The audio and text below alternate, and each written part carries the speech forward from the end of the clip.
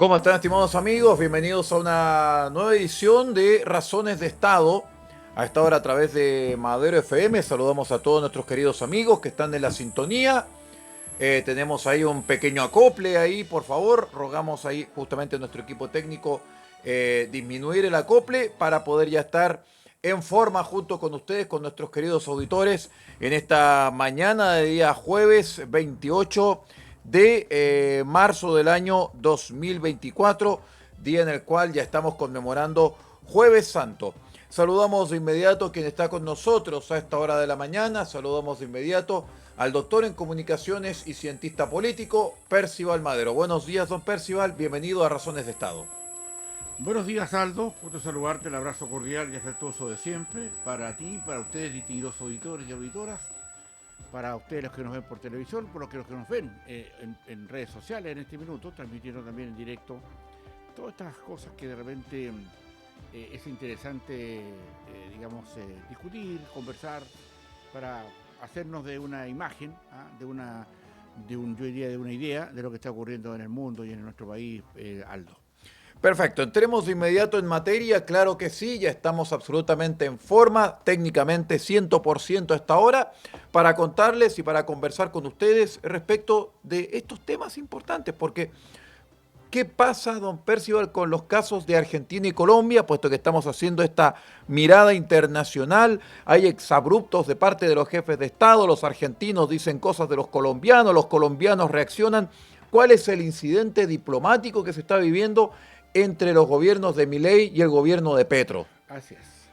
A ver, mira, yo creo que de un tiempo a esta parte nos hemos venido haciendo, habitual de que nuestros líderes, de nuestros jefes de Estado, hagan o digan cosas que son, cuestionables de la perspectiva diplomática. Pareciera ser que el pudor entre las declaraciones de jefes de Estado ha cambiado a un punto de mostrar más claramente, yo diría, más a ver los incivilizados que somos. Y si tú quieres una palabra un poco más taxativa, los brutos que somos. Aquí hay que entender que las relaciones diplomáticas, entre países, entre estados, entre repúblicas, tienen que ser siempre muy respetuosas. Y los vocabularios siempre hay que cuidarlos.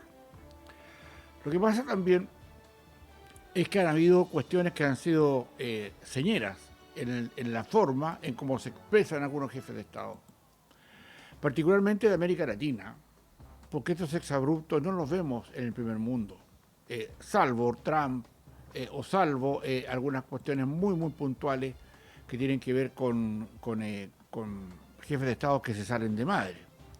También, como Bolsonaro en su tiempo. Bolsonaro, te fijas también, y también eso responde a una, yo diría que a una permanente, aguijoneo de otros presidentes que no tienen la costumbre o no tienen la delicadeza de asumir que cuando se habla de otro Estado hay que hablarlo con mucho respeto.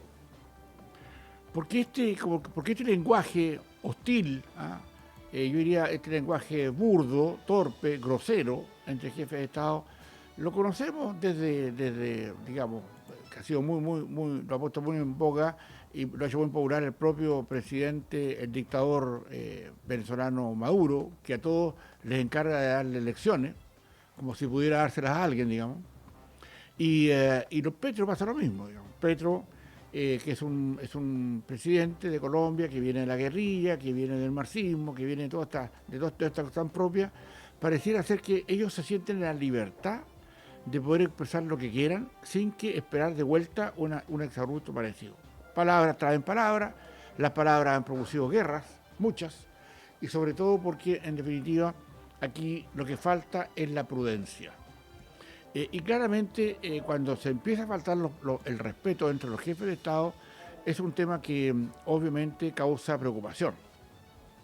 Porque no solamente tienen la visión de un jefe de Estado o de una jefa de Estado imprudente, torpe, por la hostilidad de la que en sus palabras, sino que más bien tienen que ver o se sale del marco del necesario respeto que tiene que haber entre los Estados.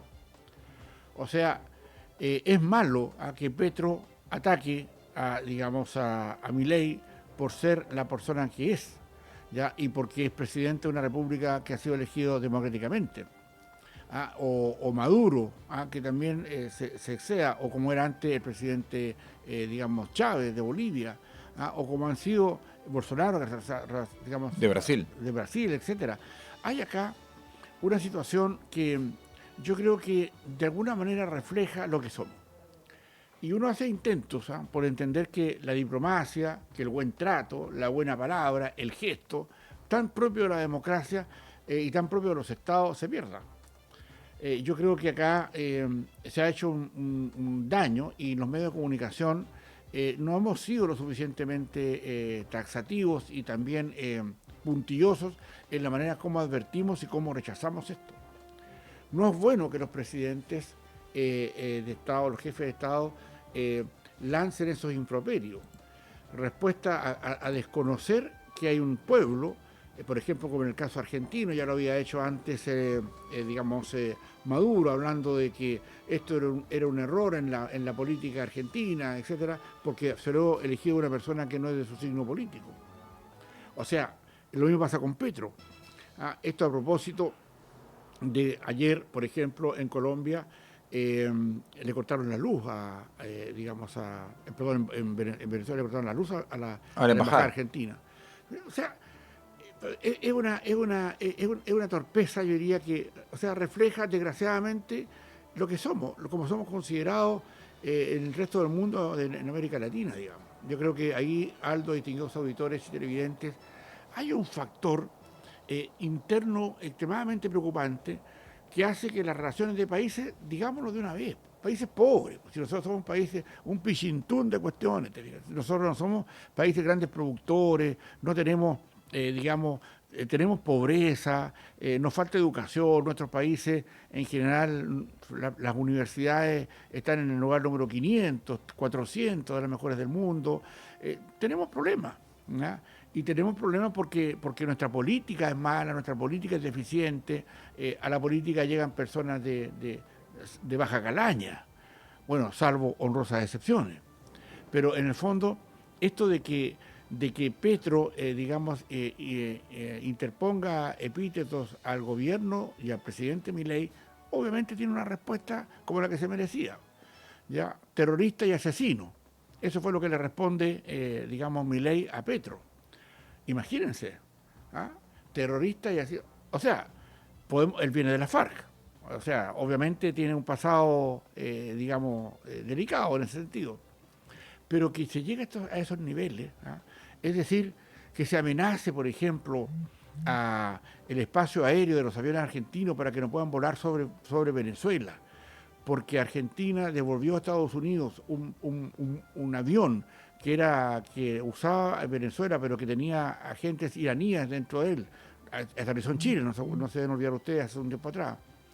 Y eso claramente, cuando uno lo ve, y cuando ve estas situaciones, el propio Maduro, que se ha hecho famoso, ¿ya? Y esta frase célebre que le dijo el rey Juan Carlos hace tiempo en un asunto cuando se puso a hablar de nuevo de sus sandeces y de sus cosas, ya le decía el rey de España, Juan Carlos, le decía, ¿por qué no te callas? A Chávez. A Chávez. En consecuencia, hay ahí una situación que enloda a América Latina. Nos ven, obviamente, como, no quisiera decir por lo que somos, porque no somos así, digamos. O sea, yo no me veo viendo a un presidente chileno, ¿ya?, haciendo una cosa de esa naturaleza, con ese tipo de exabruptos, que es como diga la tónica, tampoco lo descarto. Pero obviamente hay que entender que cuando se trata de política exterior, los pasos, yo diría que la consistencia en la declaración. Y uno tiene muchas maneras de demostrar o decir, existen muchas palabras, particularmente en nuestro lenguaje castellano, nuestro lenguaje español, para poder, explorar situaciones difíciles, no necesariamente el exabrupto torpe y grosero.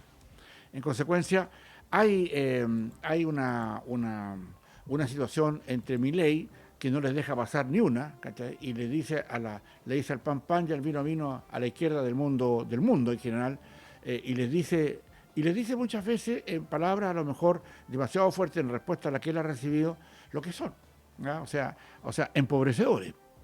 Entonces, yo creo que ahí, Aldo, hay un tema que, claro, esto no, en otro tiempo podría arrastrarnos a algunas guerras, pero hoy día, o sea, nosotros que en América Latina tenemos, salvo Brasil, por ahí podría escaparse un poquito, pero el resto de los países estamos en una situación, digamos, paupérrima económica. O sea, yo creo que no tenemos varas para 3 días, digamos, ¿eh? O sea, para una guerra. No. En consecuencia, esto que podría, en el peor de los casos, llamar al tema diplomático. En el caso de Petro, ayer, retiró, o sea, expulsó a varios diplomáticos argentinos a propósito de las palabras de Milei. O sea, eso rebotó fuerte y rebota fuerte en la sociedad, colombiana, porque Petro, que fue un hombre que viene del terrorismo, que viene de la FARC, claramente ha sido objeto de muchos epítetos durante su vida. Y claro, hoy día es presidente de la República y eso tiene que tener un respeto porque detrás de él hay una cantidad de votos importante que lo llevó a ese lugar. Por lo tanto, y al revés, con Milei pasa exactamente lo mismo. Y pasa lo mismo con cualquier jefe de Estado.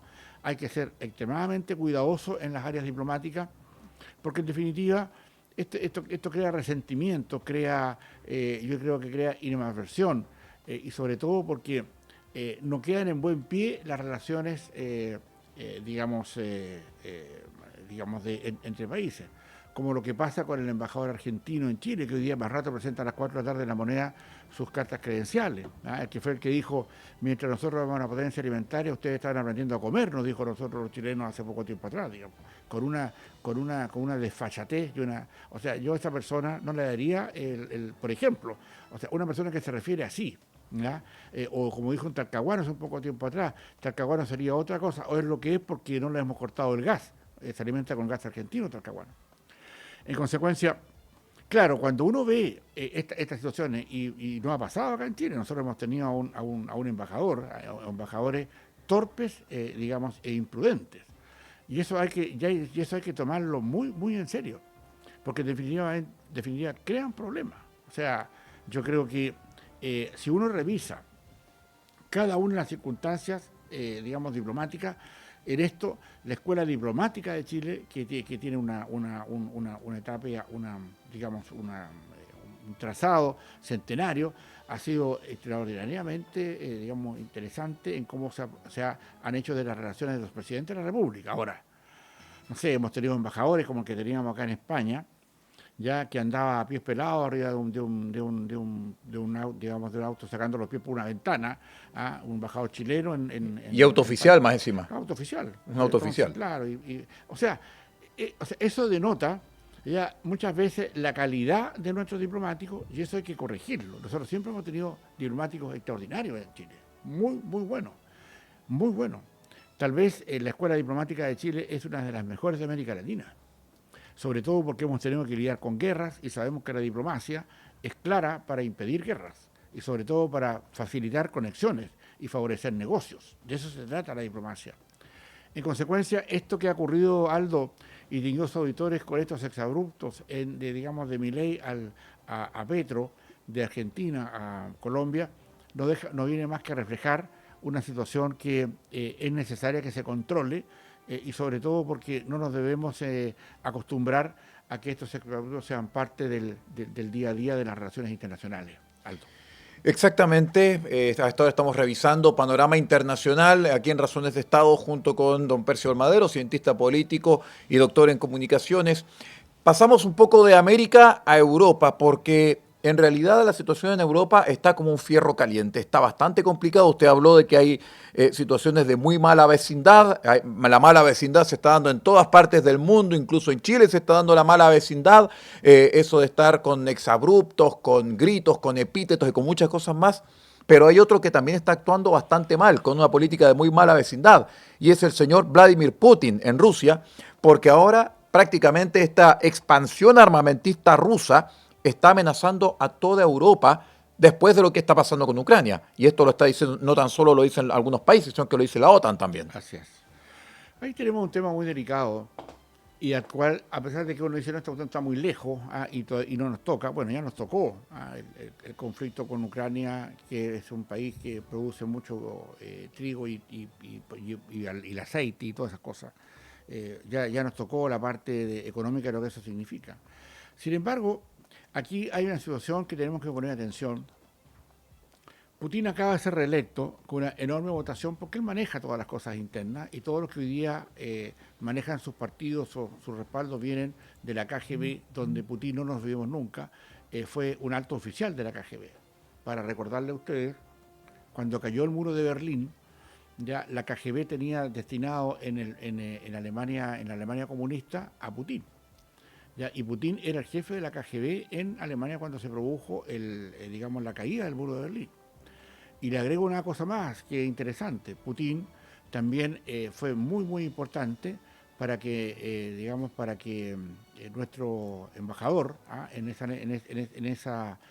esa república, que era Clodomiro Almeida, finalmente con el respaldo del mismo Putin pudiera ser llevado hasta nuestra embajada en Moscú, donde ahí se le guareció y se le prestó respaldo hasta que pudimos darle el agreement y poderlo traer de vuelta a Chile.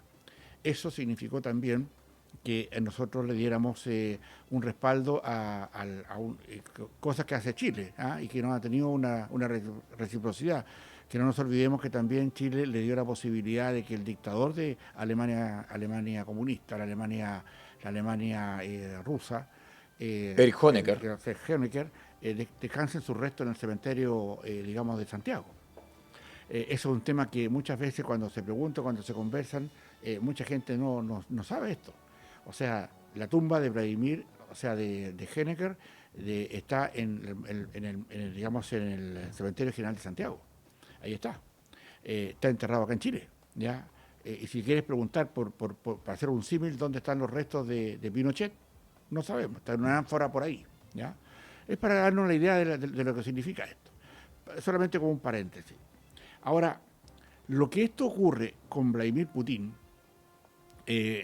claramente es una amenaza para toda Europa, ¿ya? Porque en la semana pasada, en una reunión posterior a que fuera electo presidente, ya amenazó que esto de que la OTAN siga apoyando o que sigan ingresando países limítrofes o cercanos a Rusia, estamos hablando de Finlandia, estamos hablando de Suecia, que entren digamos, al pacto de la OTAN, también representa un problema para Vladimir Putin, en el sentido de que la OTAN tiene una directriz militar.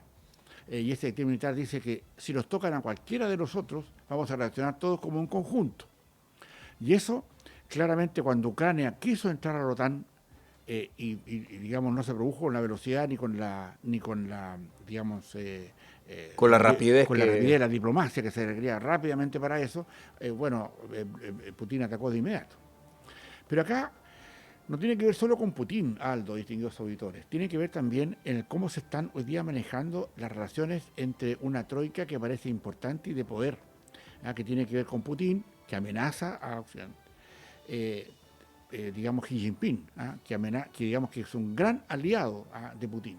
No tenemos que olvidar nunca eso y que también China apuesta a la decadencia o al colapso económico de Occidente. O sea, eso es claro.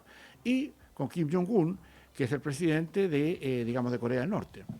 En consecuencia, hay ahí un foco de tensión que es importante advertir y tenerlo presente, porque todas las acciones de respaldo que Occidente, o particularmente Europa, le está entregando a Estados Unidos o la OTAN a Ucrania, son medidas. Es decir, ¿en qué sentido? A Ucrania le están pasando armas no de última generación, a Ucrania le están pasando armas de tercera generación, porque siempre ha estado la situación, bélica, de que Putin ya ha dicho que si se siente demasiado atacado con armas de primera generación, él va a recurrir a las bombas atómicas. Y esa cuestión no debiera ser, cuando habla Putin, no está hablando Maduro, que en estricto, u otro líder, digamos, que sea afín a él, digamos. Está hablando una persona que tiene ejército y que tiene una economía, sobre todo potente para resistir una guerra importante, ¿no? En consecuencia, ahí hay que empezar a atender o entender además todo lo que esto significa para las relaciones internacionales. Estamos en un polvorín, ¿ya? Yo creo que esto no es fácil, digamos, determinarlo con claridad, pero tenemos que estar atentos.